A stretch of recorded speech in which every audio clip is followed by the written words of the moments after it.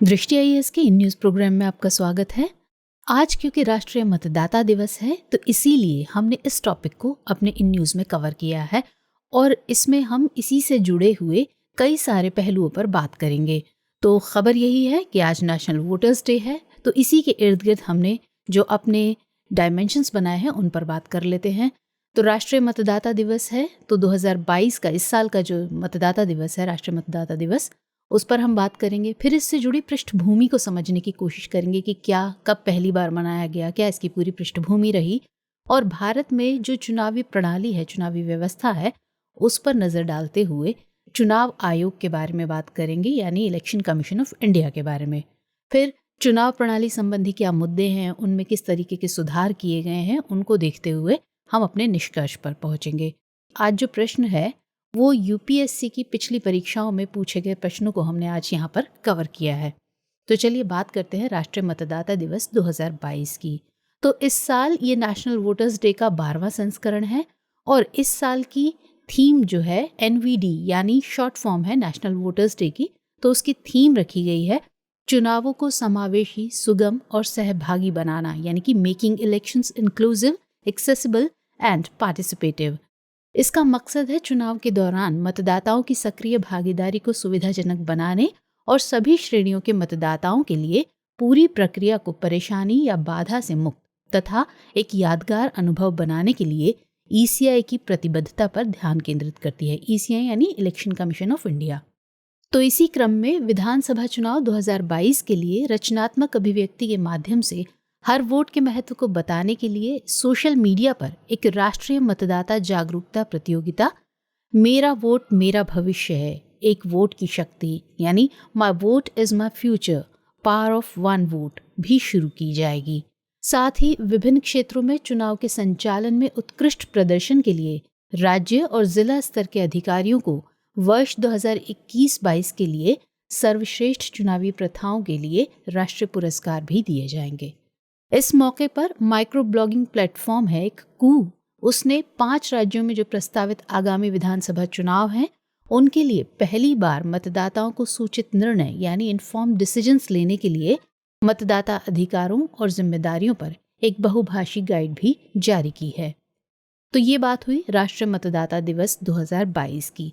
अब इससे जुड़ी पृष्ठभूमि को देखते हैं, यानी कब पहली बार मनाया गया और क्या इससे और इसके जुड़े हुए मुख्य पॉइंट्स हैं। तो 25 जनवरी 2011 को पहली बार राष्ट्रीय मतदाता दिवस मनाया गया था। ये दिन भारत के चुनाव आयोग यानी इलेक्शन कमीशन ऑफ इंडिया के स्थापना दिवस यानी 25 जनवरी 1950 को चिन्हित करने के लिए पूरे देश में हर साल इस दिन के रूप में मनाया जाता है।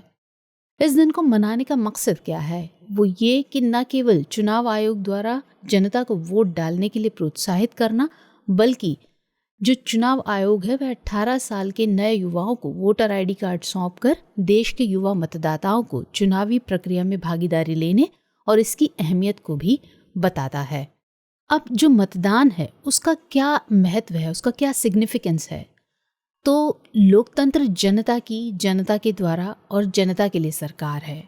अब्राहम लिंकन के इस विचार और लोकतंत्र के दर्शन को मतदान के जरिए ही वास्तविकता में बदला जा सकता है।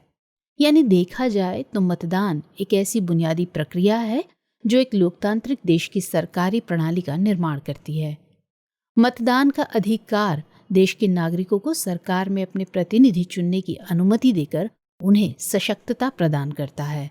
मतदान करके नागरिक परिवर्तन और विकास की दिशा तय कर सकते हैं और मतदान ही वह जरिया है जिसका उपयोग कर नागरिक अपने देश, स्थानीय निर्वाचन क्षेत्र या किसी उम्मीदवार के बारे में उस मतपेटी के जरिए से अपने विचार व्यक्त कर सकते हैं। तो ये हमने मतदान का जो महत्व है वो समझा। आइए अब नजर डालते हैं भारत में चुनावी प्रणाली या व्यवस्था पर। तो इसमें वर्ष 2000 से पहले के जो कुछ चुनावी सुधार किए गए उन पर नजर डालते हैं। तो संविधान का जो 61वां संशोधन अधिनियम है उसके जरिए मतदान की आयु 21 से घटाकर 18 वर्ष कर दी गई। चुनाव कार्यों में लगे अधिकारी कर्मचारियों को चुनाव की अवधि के दौरान चुनाव आयोग में प्रतिनियुक्ति पर माना जाएगा। इसके अलावा अब तक के सबसे बड़े चुनाव सुधारों में इलेक्ट्रॉनिक वोटिंग मशीन या जिसे हम शॉर्ट में ईवीएम भी कहते हैं का प्रचलन में आना शामिल है। पहली बार 1998 में दिल्ली, मध्य प्रदेश और राजस्थान के चुनावों के दौरान ईवीएम का इस्तेमाल किया गया था। अब बात करते हैं वर्ष 2000 के बाद के चुनावी सुधारों की। तो जागरूकता के मद्देनजर सरकार द्वारा चुनाव आयोग के स्थापना दिवस को चिन्हित करते हुए 25 जनवरी को राष्ट्रीय मतदाता दिवस के रूप में घोषित किया गया। इसके अलावा पोस्टल बैलेट के जरिए मतदान की सुविधा की शुरुआत की गई, जिसमें मतदाताओं का एक सीमित समूह डाक मतदान का प्रयोग कर सकता है। इस सुविधा के जरिए से एक मतदाता मतपत्र पर अपनी वरीयता दर्ज करके अपना वोट दूरस्थ रूप से डाल सकता है, यानी डाक के जरिए भेज सकता है। आइए अब समझते हैं कि चुनावी प्रणाली को लेकर इसमें हमारे सामने क्या ऐसे मुद्दे हैं, क्या इश्यूज हमारे सामने हैं।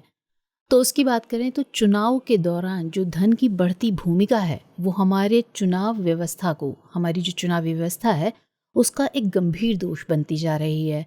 हालांकि conduct of elections amendment rules 2020 के जरिए कंडक्ट ऑफ इलेक्शन रूल्स 1961 के अनुच्छेद 90 में संशोधन कर चुनावों में खर्च की सीमा को बढ़ा दिया गया है, लेकिन फिर भी इससे अधिक धन का इस्तेमाल एक प्रमुख मुद्दा बना हुआ है।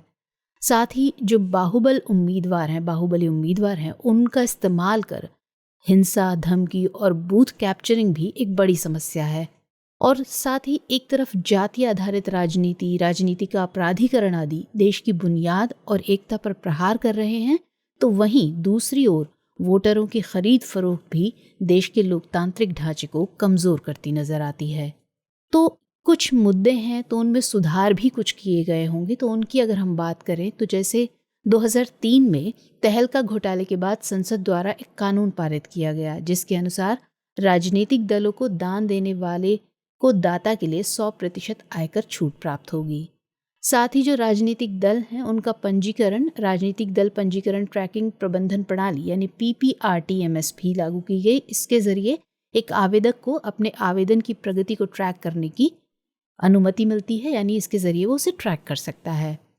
साथ ही सुव्यवस्थित मतदाता शिक्षा एवं निर्वाचक सहभागिता यानी शॉर्ट में कहें तो स्वीप, ये भारत में मतदाता शिक्षा, मतदाता जागरूकता का प्रचार प्रसार करने एवं मतदाता की जानकारी बढ़ाने के लिए एक प्रमुख कार्यक्रम है।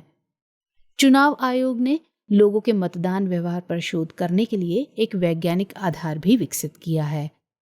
इसके अलावा नोटा यानी नन ऑफ द अबव, जो कि नोटा एक शॉर्ट फॉर्म है नन ऑफ द अबव का, इस व्यवस्था को लागू करना एक अहम चुनाव सुधार माना जाता है। चुनाव आयोग द्वारा दिव्यांगों, दूर दराज के मतदाताओं के लिए मतदान केंद्र तक पहुंच सुनिश्चित करने के लिए लगातार प्रयास किए जाते हैं और लगातार प्रयास किए जा रहे हैं। साथ ही महिलाओं, बच्चों और वृद्धों की सुविधा के लिए मॉडल पोलिंग बूथ भी विकसित किए गए हैं। अपने अनेक प्रयासों के जरिए भारतीय चुनाव प्रणाली में लचीलापन सुनिश्चित करना इन सभी का मकसद है। साथ ही चुनाव आयोग और न्यायालय ने यह सुनिश्चित किया है कि उम्मीदवार अपने किसी भी आपराधिक मामले के रिकॉर्ड, चाहे वे लंबित हों, को घोषित करें।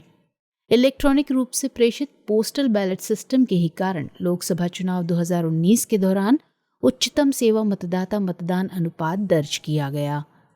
तो ये हमने सारे पॉइंट्स देखे। अब बढ़ते हैं अपने निष्कर्ष की तरफ। तो क्योंकि कई सारे मुद्दों पर भी हमने बात की, सुधारों पर भी बात की, तो ओवरऑल इसका जो निष्कर्ष है वो क्या है?